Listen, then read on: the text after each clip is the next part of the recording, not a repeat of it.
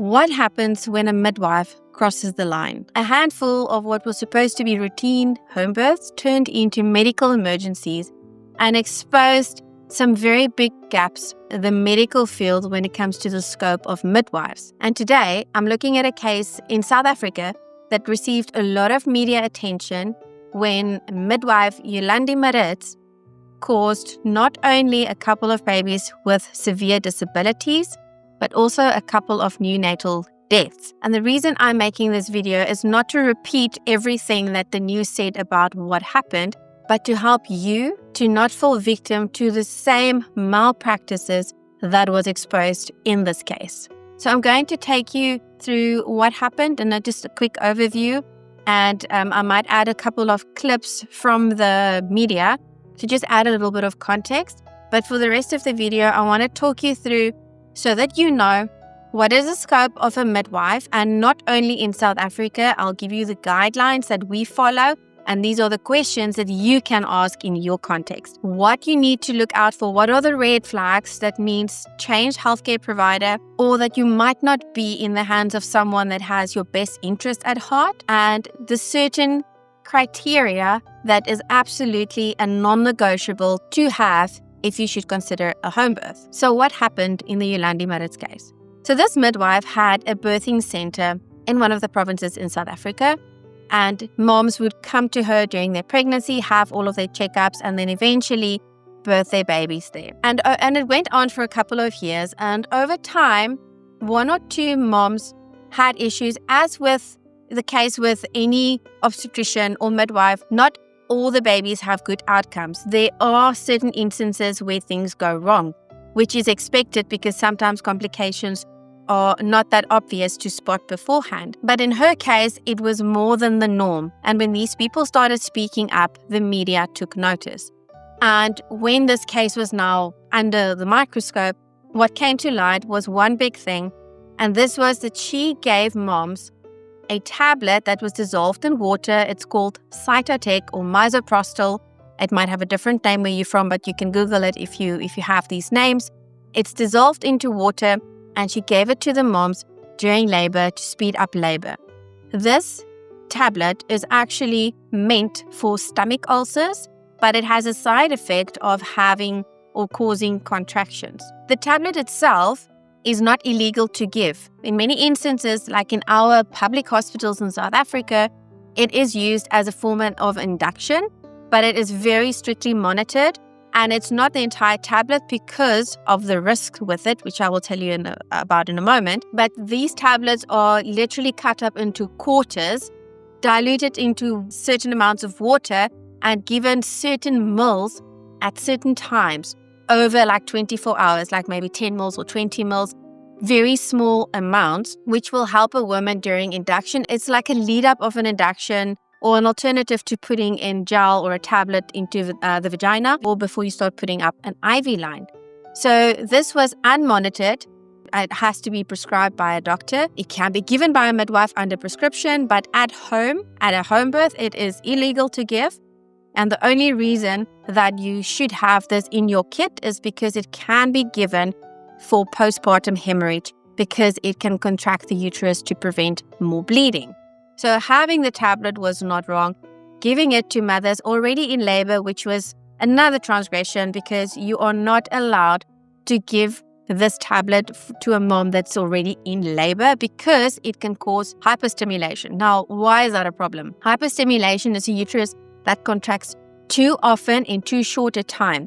So A, it affects the baby because when there's a contraction, the oxygen supply gets interrupted to the uterus, so the baby relies on its reserves. When there's hyperstimulation, that baby doesn't get enough time to replenish those reserves. Additionally, if the uterus contracts too often, once the baby is born, it's a muscle. It gets tired, and then it doesn't want to stay contracted, and the mother is at a bigger risk of bleeding postpartum because the uterus doesn't want to stay contracted. Then, worst case scenario, because this baby is running low on reserves, there's a bigger risk of asphyxia in a baby, which can lead to brain damage and even death. So the risk of taking this tablet unmonitored is big. And in this case, it was given to mothers, the entire tablet.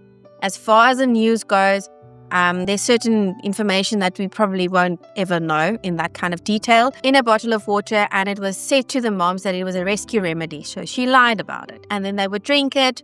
All of this at once, not as you would do in a protocol, a little tablet, little bit of amounts over time.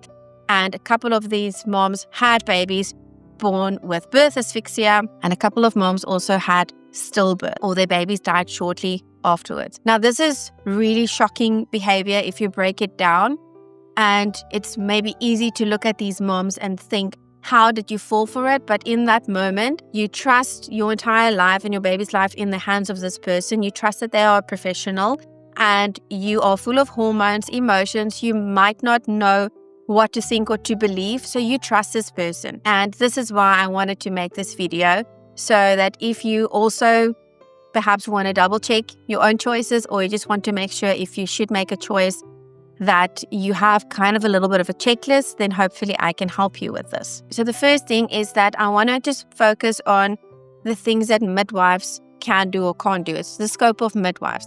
Now, bear in mind, it will differ in different contexts. I'm going to share with you the general rules in South Africa, which are most likely going to apply in your environment, but you can double check that, or perhaps going to your nearest healthcare center or hospital and finding out about it. So if you are planning a home birth, check in your area if the midwives are allowed to do a VBAC. A VBAC is a vaginal birth after cesarean.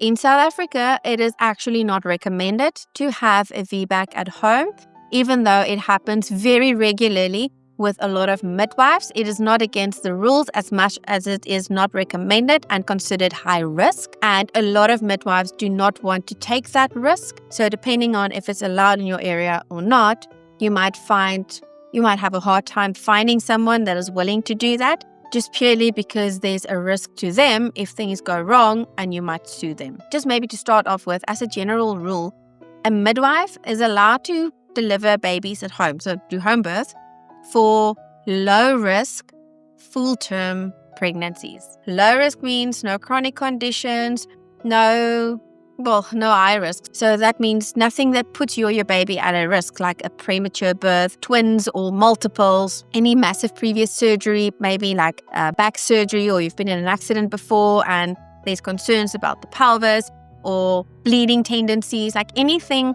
If your doctor classifies you as high risk, that is generally considered outside of a midwife's scope to assist you to give birth at home. She can still assist you in the hospital, because in the hospital, there's backup. There's an operating room, there are doctors, there's facilities and equipment in the case of an emergency. So there's different scopes for midwives in different contexts. I'm now purely talking about a home birth because this was what this whole case was about. People giving birth at home. So if there's limited equipment, there's always a limited scope. The same as for a doctor. A doctor can perform a C-section in a hospital. They cannot perform a C-section at home. It's the same principle. There's certain things that can be done at home, but it has to be low risk and it has to be full term, because if it's a preterm baby, the baby might need additional help or support or oxygen. That is too risky to be at home, and you only have so much equipment ready at home. And with a VBAC, there is an increased risk, although it is really, really, really small. There is an increased risk of a scar rupture or bleeding, which makes that a high risk, and it is preferred to have those ladies rather labor in the hospital so that there's an operating room close by. Now, a big thing with midwives who do offer VBACs at home, they need to have a backup gynae, and I'm going to get to that a little bit later. The importance of having a backup. If there is no backup doctor, that is a huge problem. Okay, and then I mentioned twins or multiple births. I know there are many twin births at home. By default, a twin pregnancy is classified as high risk. There are midwives who are willing to take that risk. There are mothers who want to have those births at home. Just know if something goes wrong, the risk for the midwife from a medical legal perspective is a lot higher. But that is the risk that she will take on because it is not recommended. The same goes with breech babies. A breech baby is when a baby is born with its bumps first. I've got a video here if you want to learn a little bit more, or maybe your baby is breech. There are midwives who offer those, but generally not at home. And here you need to also know that there is an in-between. If you wanted a home birth, but now I'm mentioning things that are not really allowed, or you are worried, but you also don't want to go to a hospital, there are generally in most instances birthing centers, where it's like a home birth experience. It's warm, it's comfortable, you have your own room, it's very like home-like. But they have a backup operating theater, they have backup doctors who they can call if there's an emergency. They have the necessary equipment to resuscitate you or the baby. In those instances, VBACs are allowed, breech deliveries are allowed, multiple or twin births are allowed. So just know that if I say not allowed or not recommended, it all depends on the resources available to manage the complications or the risk that could arise from those instances. And birthing centers are very often the very nice in between, which is why this midwife got away with so many things, because it was in a birthing center. But prescribing that medication and giving it to a woman in advanced labor, that's just illegal. That is not allowed. And then a last one here is if you require an induction with an IV line, so perhaps you had a gel before, or perhaps you had tablets. Once they have to put up an IV line, an induction is generally not allowed at home with these kinds of medication, while it is allowed in a birthing center and then obviously in a hospital. So just make sure in your context what the case is.